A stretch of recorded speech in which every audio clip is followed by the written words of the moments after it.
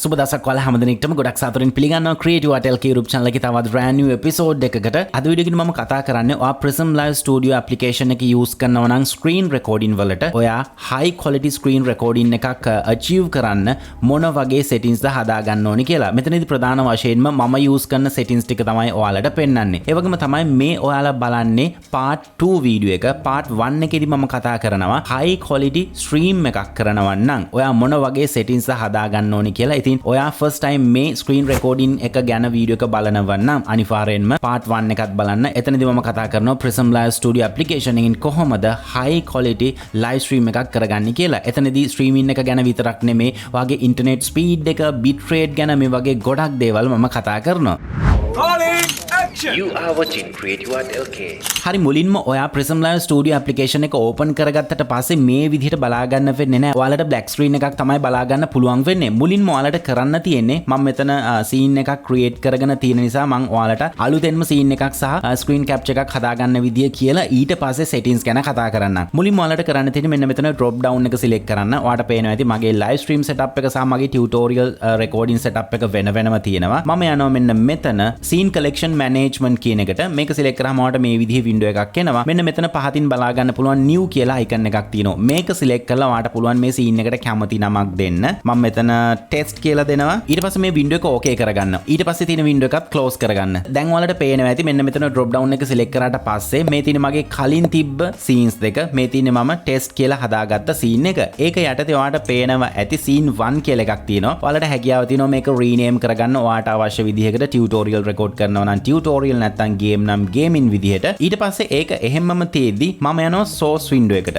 ඉතින් මෙතනදී පුංචි දෙයක් explain කරන්න ඕන. මගේ මේ interface එක ටිකක් විතර මම customize කරගෙන තියෙන්නේ. සාමාන්‍යයෙන් ඔයාලගේ Prism Live Studio එක ඇත්තේ මෙන්න මේ විදිහට. මම ඒ විදිහටම ටිකක් මේක නැවත customize කරන්නම්. හරි. මෙන්න මේ විදිහටනේ තියෙන්නේ. හරි. ඊට පස්සේ මම මෙතන scene 1 කියන එක select කරලා තින්නේ. ඒක යටතේ ඔයාලට බලා ගන්න පුළුවන් source window එකේ කිසිම දෙයක් නැහැ. මම මෙතන plus icon එක select කරනවා. select කරාට පස්සේ ඔයාලට මෙතන බලා ගන්න පුළුවන් monitor capture full කියලා තියෙනවා. මෙන්න මේක තමයි ඔයා tutorial එකක් වගේ recording කරනවා නම් කරන්න ඕනේ. ඒ වගේම ඔයා gaming වලට යනවා නම් ඔයාලට පුළුවන් මෙන්න මෙතන game source එකක් create කරගන්න. මම මෙතන monitor capture full කියන එක select කරනවා. ඊට පස්සේ මේ window එක okay කරනවා. okay කරාට පස්සේ අපිට ඒකට කැමති නමක් දෙන්න පුළුවන් tutorial recording හරි game recording හරි. මම මේ විදිහට දීලා okay කරනවා. දැන් ඔයාලට බලා ගන්න පුළුවන් ඔයාලගේ monitor එක select කරන්න section එකක් තියෙනවා. මෙතනදී ඔයාලට පේනවා ඇති මගේ DELL monitor එක සහ Samsung monitor එක දෙකම පෙන්නනවා. ඒ වගේම මම මෙතන use කරන්නේ capture method එක විදිහට මෙතන drop down එක select කරලා UWP capture කියන එක. එතකොට බැරි වෙලාවත් මම screen එක zoom කරොත් Windows වල තියෙන zoom tool එක පාවිච්චි කරලා මගේ මේ screen recording එක zoom වෙන්නේ නැහැ. ඉතින් ඒකත් අනිවාර්යෙන්ම ඔයාලට කැමති විදිහකට හදා ගන්න පුළුවන්. ඊට පස්සේ මෙතන capture cursor කියන එකත් ටික එක on කරලා මම මේ window එක okay කරගන්නවා. දැන් ඔයාලට basic screen recording එකක් බලා ගැනීමේ හැකියාව තියෙනවා. හරි. ඊට පස්සේ ඔයාලට මේ screen recording එකේ settings හදා ගන්න කරන්න තියෙන්නේ මෙන්න මෙතන ඔයාලට පේනවා menu icon එක තියෙනවා. මේක select කරන්න.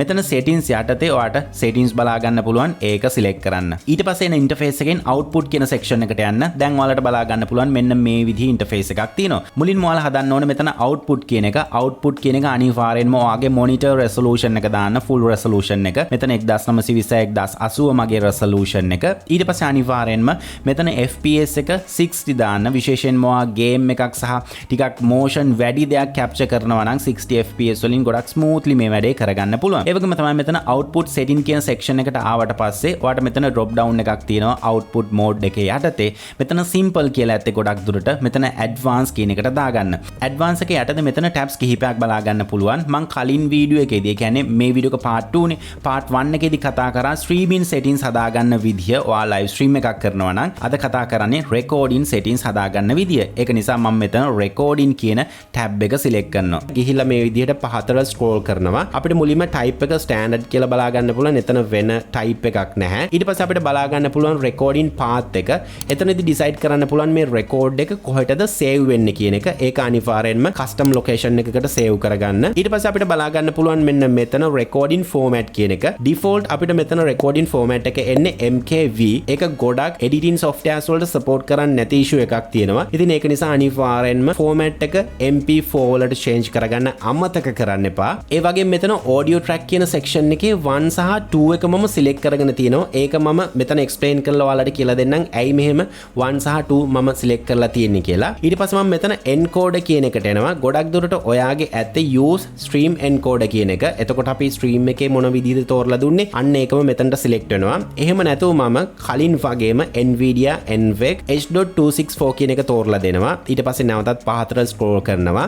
මෙතන ඔයාලට බලා ගන්න පුළුවන් rate control කියලා section එකක් තියෙනවා. මෙතන ගොඩක් වෙලාවට CBR කියලා තියෙන්නේ. CBR කියලා දුන්නාම ඔයාලට පේනවා ඇති අපේ live stream එකේ වගේම මෙතනත් bit rate එකක් set කරන්න වෙනවා. ඉතින් මේක නෙමෙයි අපි screen recording වලදී use කරන්නේ. මෙතන drop down එකෙන් ඔයාලට පේනවා ඇති CQP කියලා option එකක් තියෙනවා. preset එකක් තියෙනවා. මම මේක select කරනවා. මේක select කරාට පස්සේ ඔයාලට මෙතන CQ level එක adjust කරන්න පුළුවන්. මෙතන CQ level එක වැඩි වෙනවා කියන්නේ අපි screen recording එකේ quality එක drop වෙනවා. ඒ වගේම file size එකත් අඩු කරගන්න පුළුවන්. මෙතන CQ level එක අඩු වෙනවා කියන්නේ අපේ file size එක වගේම අපේ screen recording එකේ quality එකත් වැඩි කරගන්න පුළුවන්. normally ඔයාලට හැකියාව තියෙනවා 20 කියන value එක තියන්න. මම නම් use කරන්නේ ගොඩක් දුරට 15 වගේ value එකක්.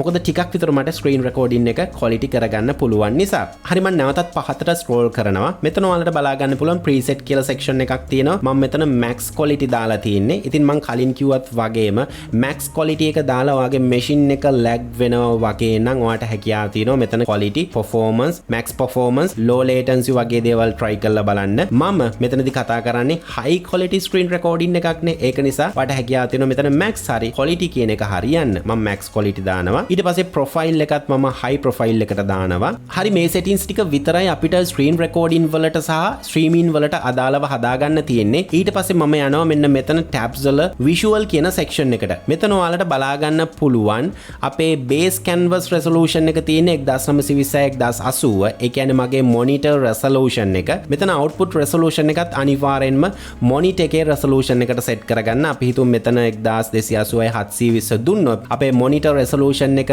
මේක වුණාට අපේ output එක save වෙන්නේ මෙන්න මේ resolution එකෙන්. ඉතින් ඒකත් අනිවාර්යෙන්ම සමාන resolution එකක් දාගන්න. ඊට පස්සේ ඔයාලට මෙතන බලා ගන්න පුළුවන් color format එක. ඒකත් NV12 කියන එක set කරලා තියාගන්න. ඊට පස්සේ ඔයාලට බලා ගන්න පුළුවන් වෙනවා color space එක 709 කියන එක දාන්න නැත්නම් 709 කියන එක. ඊට පස්සේ color range එක full set කරන්න. එතකොට ඔයාගේ screen recording එක live එක color accuracy එකෙන් බලා ගන්න පුළුවන්. මේ ටික තමයි අපිට mainly හදාගන්න තියෙන්නේ. ඒ වගේම තමයි මම තව පුංචි tip එකක් ඔයාලට දෙන්නම්. මම මේ visual කියන එකේ පහතට scroll කරනවා. scroll කරාට පස්සේ ඔයාලට මෙතන scenes list කියලා එකක් බලා ගන්න පුළුවන්. මෙතන display method එකෙන් අනිවාර්යෙන්ම text කියන එකට switch වෙන්න. ඒකට හේතුව තමයි ඔයා Prism Live Studio එක install කරගත්තට පස්සේ අපි මෙතන scenes හදනවා නම් ඒකේ thumbnail view එකෙන් තමයි පෙන්වන්නේ. ඒක ටිකක් විතර ඔයාගේ machine එකේ performance මේකට use කරන්න හේතුවක් වෙනවා. ඉතින් අපිට text එක විතරක් මෙතන බලාගත්තාම හොඳටම ප්‍රමාණවත්. ඉතින් ඒක නිසායි මම මෙතන text කියන එකට දැම්මේ. මම ඔයාලට example එකක් පෙන්නන්නම්. මම මෙතන thumbnail view එක දාලා මේක apply ඕකේ කරනවා. දැන් ඔයාලට පේනවා ඇති මගේ scenes ටික ඔක්කොම thumbnail view එකෙන් තමයි පෙන්වන්නේ. ඒක ටිකක් මගේ performance වැඩිපුර අදින්න හේතුවක් වෙනවා. මම නැවතත් settings ගිහිල්ලා ඒක text එකට වෙනස් කරගන්නවා. ඔයාලට මතකද මම මෙතන output එකේ recording වල මෙන්න මේ audio tracks දෙකක් ගැන කිව්වා. ඒක බලමු අපි මොකක්ද reason එක කියලා. අපි සාමාන්‍යයෙන් අපි හිතමු screen recording එකක් කරනවා game එක play කරන ගමන් mic එකෙන් කතාත් කරනවා. ඉතින් ගොඩක් වෙලාවට අපි මේක editing software එකකට ගත්තට පස්සේ අපේ game එකේ sound එක සහ අපේ voice එක track එකක තියෙන්නේ. ඉතින් අපිට පුළුවන් මේක track දෙකකට record කරගන්න. ඒකට ඔයාට කරන්න තියෙන්නේ ඒ window එක මම මුලින්ම okay කරගෙන මෙන්න මෙතන අපේ audio monitoring section එකට යන්න. මෙන්න මෙතන settings icon එක press කරන්න. ඊට පස්සේ ඔයාලට බලා ගන්න පුළුවන් මෙන්න මෙතන desktop audio කියලා තියෙනවා සහ මේ තියෙන්නේ මගේ mic output එක. මේක මම කරන්නේ මෙන්න මේ විදිහට ඔක්කොම deselect කරගන්නවා. deselect කරගෙන මගේ desktop audio එක track 1 එකට දානවා. ඒ වගේම මගේ mic audio එක track 2 එකට දානවා. ඊට පස්සේ මම කරන්නේ මේ window එක close කරගන්නවා. close කරගෙන මම නැවතත් settings වලට යනවා. settings වලට ගිහිල්ලා output එකේ recording වල මම මෙතන track 1 සහ track 2 select කරගන්නවා. ඊට පස්සේ මම මේ window එක okay කරගන්නවා. ඊළඟට මම මේකෙන් පුංචි recording එකක් දාගන්නවා. මම මේ recording එක Adobe Premiere වලට ගෙනියනවා. ගෙනිච්චාම ඔයාලට පේනවා ඇති මේ තියෙන මගේ recording file එක. ඒ වගේ මේ recording file එකට audio tracks දෙකක් තියෙනවා. එකක් desktop audio එක, අනිත් එක mic audio එක. ඉතින් අපිට මේක කැමති විදිහට adjust කරලා අපේ voice එක ටිකක් වැඩිපුර ඇහෙන්න ඕන නම් අපිට ඒක වෙනම adjust කරගැනීමේ හැකියාව තියෙනවා. ඉතින් මම විශ්වාස කරනවා අද ස්ක්‍රීන් රෙකෝඩින් ගැන කියලා දීපු settings ටික ඔයාලට වැදගත් වෙයි. ඔයාලට high quality screen recording එකක් කරගන්න අවශ්‍ය නම්. ඉතින් ඔයාලා මේ බලන්නේ part 2 video එක. part 1 video එකේදී මම කතා කරනවා ඔයා high quality live stream එකක් කරගන්න ඕන නම් ඒකට අවශ්‍ය කරන settings. එතනදී settings විතරක් නෙමෙයි මම කතා කරන්නේ live stream එකට ඉතාමත් වැදගත් වෙන bit rate එක, internet speed එක, ඔයා 1080p වලින් output එකක් බලාපොරොත්තු වෙනවා නම් ඔයාගේ internet speed එක මොන වගේද තියෙන්න ඕන, ඔයාගේ bit rate එක මොන වගේද තියෙන්න ඕන, සහ මේ හැම දෙයක් ගැනම කතා කරනවා.